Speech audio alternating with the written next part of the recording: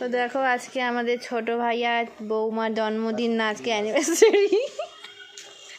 হাসি দিল একটুখানি, এখান থেকে লুকিং দিচ্ছে ছোটো ভাই।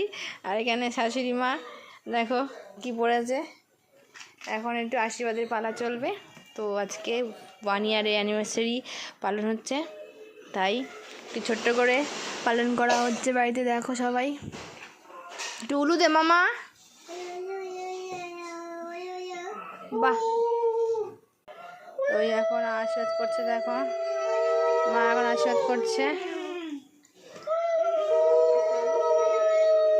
এবার বৌমার পালা, দেখো বৌমাকে আশীর্বাদ করছে।